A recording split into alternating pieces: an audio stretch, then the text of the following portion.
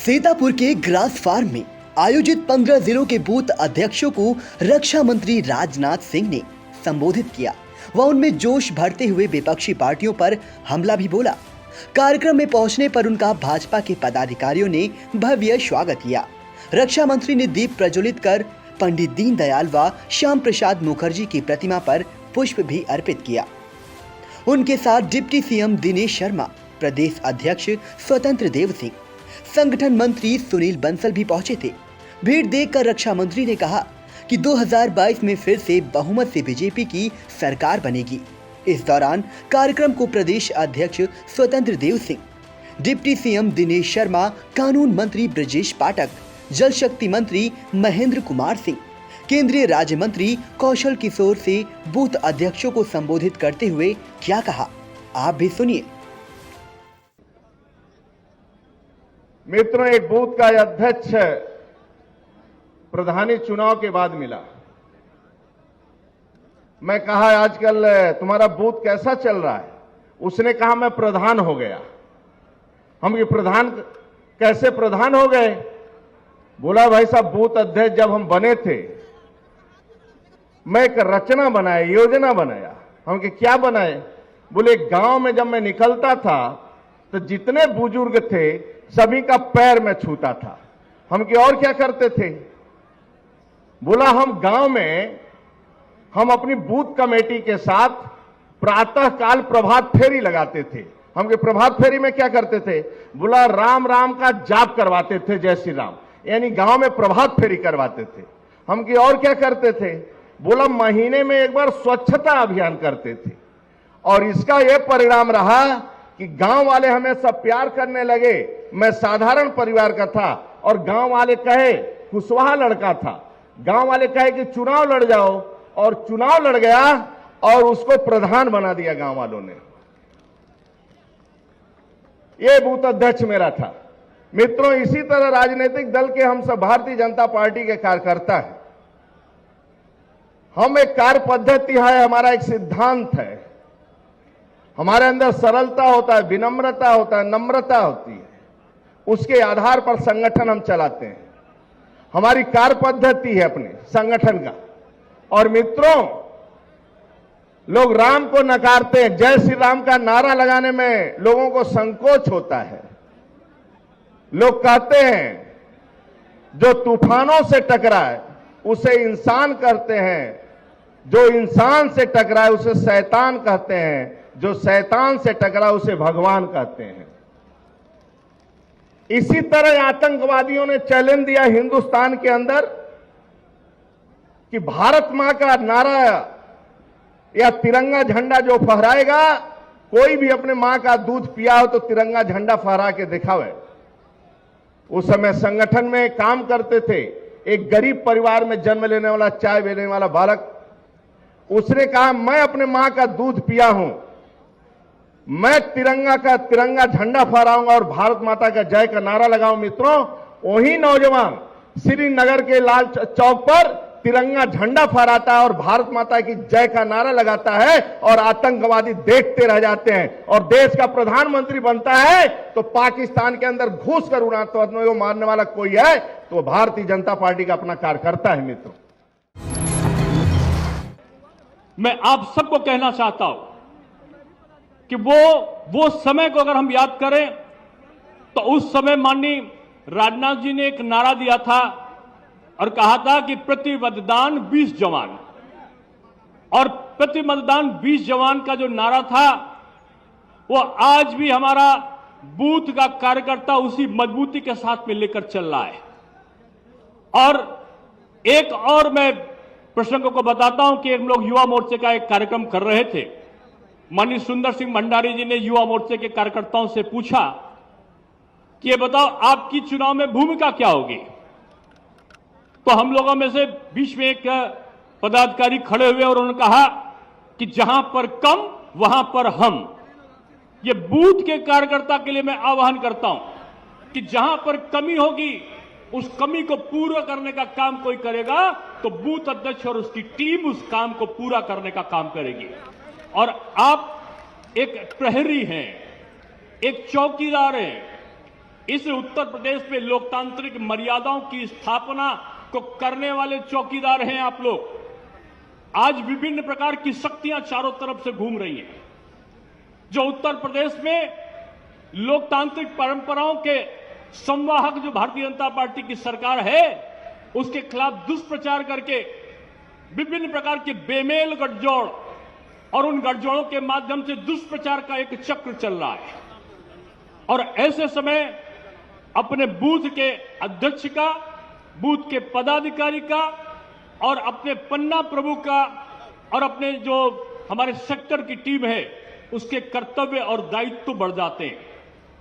आपका सतत संपर्क, टोलियों में विचरण करना, सतत बैठकों को करना, लेकिन बैठकों में ज्यादा समय न गंवाना, बल्कि कार्यकर्ता से डोर टू डोर मिलना, अपने जो चुनाव में हमारे जो चुनाव के समय हमारा अभी कुछ समय हमारे पास में है, मतदाताओं की संख्या को वोटर लिस्ट में बढ़ाना और मतदाताओं की वोटर लिस्ट की संख्या बढ़ाने के साथ साथ जो गलत मतदाता अवैध तरीके से दर्ज हैं, जिनका कोई अस्तित्व नहीं है, उन नकारात्मक और गलत मतदाताओं का नाम सूची में न रहे, इसके लिए भी चैलेंज करना, इसके लिए भी उनको हटाने की जो नियमानुसार प्रक्रिया है उसको प्रतिपादित करना, ये एक अभियान के रूप में हम सबको चलाना है। हमारे विभिन्न कार्यक्रम आएंगे और विभिन्न कार्यक्रमों में हर व्यक्ति के अलग अलग दायित्वों की संरचना होगी। हमारा एक कर्तव्य बूथ अध्यक्ष का बनता है कि पूरे सुदूर क्षेत्रों में कोई भी हमारा पुराना कोई कार्यकर्ता है, कोई पुराना नेता रह रहा है, आज वो उतना सक्रिय नहीं है, उसके वहां जाना, उसका सम्मान करना, उसको सक्रियता के लिए उद्वेलित करना और उनके साथ साथ अपनी चुनाव की रणनीति को बनाना, ये सारे कार्यों को समाहित करने का दायित्व भी हम सब पर बना हुआ है। आज आप डंके की चोट पर और सीने को ठोक कर कह सकते हो, आपके जो 4.5 साल से अधिक की सरकार चली है, आज पूरी दुनिया आपकी तरफ देख रही है। अमेरिका कराह रहा था, ब्रिटेन कराह रहा था, जो कोरोना के समय दुनिया के शक्तिशाली देश थे, वहां पर 19 लाख लोग दिवंगत हुए थे। अमेरिका की आबादी 33 करोड़ थी, उत्तर प्रदेश की आबादी 24 करोड़ है, लेकिन उत्तर प्रदेश में आज स्थिति यह है कि आज 15 करोड़ से ऊपर का वैक्सीनेशन केवल उत्तर प्रदेश में हुआ है। दुनिया के किसी भी बहुत बड़े बड़े देशों की आबादी जितनी नहीं है, उतना वैक्सीनेशन हमारे केवल उत्तर प्रदेश में हो चुका है। कोरोना का मैनेजमेंट आज शोध का विषय बना हुआ है। टीकाकरण के पहले जो टेस्टिंग था वो आज शोध का विषय बना हुआ है। आज 5-5 एक्सप्रेस वे बन रहे हैं, आज 5-5, 6-6 जगह पर मेट्रो का संचालन हो रहा है, डिफेंस कॉरिडोर बन रहा है, आज 250 के विद्यालय माध्यमिक के बने हैं, आज 77 डिग्री कॉलेज बने हैं, 12 विश्वविद्यालय की प्रक्रिया समाप्त हो चुकी है, आगे की कार्रवाई चल रही है। आज बदला हुआ उत्तर प्रदेश में कोरोना ऐसे संक्रमण काल में भी 65,000 करोड़ रुपए का पूंजी निवेश पिछले साल उत्तर प्रदेश में आया है। ये वही उत्तर प्रदेश था जो माफिया तंत्र के लिए जाना जाता था। आज ये वही उत्तर प्रदेश है, पहले माफिया से आम आदमी नहीं, पुलिस वाले भी डरा करते थे। आज एक छोटे से कांस्टेबल का डंडा देख ले तो माफिया डर कर सिहर कर भाग जाता है। उत्तर प्रदेश में या तो माफिया चला गया, या तो जेल के अंदर गया, या ऐसी जगह गया जहां से अब उसके लौट के आने की संभावना नहीं है। ये कानून का राज बना है। सुरक्षा के क्षेत्र में, स्वास्थ्य के क्षेत्र में, शिक्षा के क्षेत्र में, हर क्षेत्रों में हमने प्रगति की है। इसलिए बूथ के कार्यकर्ता का दायित्व यह है कि घर घर जाओ और घर घर अलख जगाओ। कोरोना था, हम आए थे, हमारे 6 विधायक, सांसद विधायक दिवंगत हो गए थे। बीजेपी का यही कार्यकर्ता संगठन ही सेवा के नाम से, सेवा ही संगठन के नाम से गांव गांव घूमकर मेडिकल किट पहुंचा रहा था। और ये चुनाव का सर्टिफिकेट पर उत्तर प्रदेश सरकार लागू नहीं करती थी। चाहे प्रधानमंत्री आवास योजना का मामला हो, चाहे घर घर पेयजल पहुंचाने का मामला हो, चाहे सौभाग्य योजना के तहत विद्युत कनेक्शन देने का मामला हो, चाहे आयुष्मान योजना के तहत 5 लाख तक का निःशुल्क इलाज कराने की व्यवस्था हो, निःशुल्क शौचालय देना हो, ढेर सारी योजनाएं थी जो भारत सरकार ने, आदरणीय मोदी जी ने उत्तर प्रदेश के लोगों को भेजने का काम किया था। लेकिन दुखद था, तत्कालीन समाजवादी पार्टी की सरकार ने वो योजनाएं उत्तर प्रदेश के गरीबों को नहीं दी। आज मैं कह सकता हूं कि उत्तर प्रदेश राज्य में केंद्र की जो योजनाएं चल रही है उन 44 से 45 योजनाओं में उत्तर प्रदेश राज्य पूरे देश में नंबर 1 है। करीब घोटाला कांड, 2G स्पेक्ट्रम घोटाला कांड, राजमंडल के घोटाला कांड, इसरो घोटाला कांड, कितने सारे घोटाले दिए हैं मित्रों। और इसलिए जब भी जयकारा लगाना है, बजरंगबली की भूमिका में आना है, दोनों हाथ की मुस्का मार करके जयकारा लगाना है। मेरे मित्रों याद रखिएगा, आप सब मेरे भारत माता के वीर सपूतों, अथर्ववेद में एक लाइन है जिसमें कहा गया है, माता भूमि पुत्रो हम पृथिव्याम, भूमि मेरी माँ है, मैं इस पृथ्वी का पुत्र हूँ, जीऊंगा तो भारत माता के लिए और मरूंगा तो भारत माता के लिए। ऐसा संकल्प होना चाहिए, ऐसा संकल्प होना चाहिए। इसलिए जयकारा लगाते समय हमको आपको ध्यान में रख करके संकल्प लेना है। संकल्प का कोई विकल्प नहीं होता है। भगवान श्री राम जब वनगमन कर रहे थे तो उन्होंने मुस्टिका बांध करके भूत उठा करके प्रण किया था, निश्चरहीन करो में भूत उठाए प्रण की। आज यहाँ पर सीतापुर की पवित्र भूमि पर इकट्ठे हुए मेरे बूथ के कार्यकर्ता मित्रों, भाइयों और बहनों, आज संकल्प लेकर के जाना है, कमल का फूल खिलाना है, 2022 में 350 के पार पहुंचाना है और फिर से अपनी सरकार बनाना है।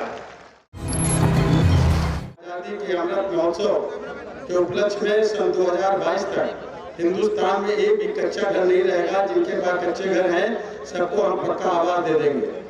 हमारी जब से प्रदेश में सरकार बनी तो लोगों को आवास करीब 42.5 लाख लोगों को मिले, लेकिन इसके पहले केंद्र में हमारी सरकार रही है मोदी जी की। बूथ अध्यक्ष कार्यक्रम के मौके पर मंच पर केंद्रीय गृह राज्य मंत्री अजय मिश्र टेनी, यूपी भाजपा प्रभारी राधा मोहन, सांसद व राष्ट्रीय उपाध्यक्ष रेखा वर्मा, नगर विकास मंत्री आशुतोष टंडन, मोहसिन रजा, प्रभारी मंत्री स्वाति सिंह, सांसद साक्षी महाराज, राज्यसभा सांसद अशोक वाजपेयी, कैबिनेट मंत्री रमापति शास्त्री, कैबिनेट मंत्री मुकुट विहारी वर्मा, राज्य मंत्री पलटू राम, सांसद राजेश वर्मा, मिश्रिक सांसद अशोक रावत, हरदोई सांसद जयप्रकाश रावत, लल्लू सिंह प्रकाश पाल, क्षेत्रीय अध्यक्ष शेष नारायण मिश्र, उपेंद्र रावत, प्रदेश प्रभारी अर्चना मिश्रा, डॉक्टर राजेश मिश्रा, बूथ अध्यक्ष सम्मेलन के प्रभारी व क्षेत्रीय महामंत्री त्रयंबकम तिवारी, क्षेत्रीय मंत्री नीरज वर्मा, जिलाध्यक्ष अचिन मेहरोत्रा मंच पर मौजूद रहे। संचालन अवध क्षेत्र प्रभारी व प्रदेश महामंत्री अमरपाल मौर्य ने किया।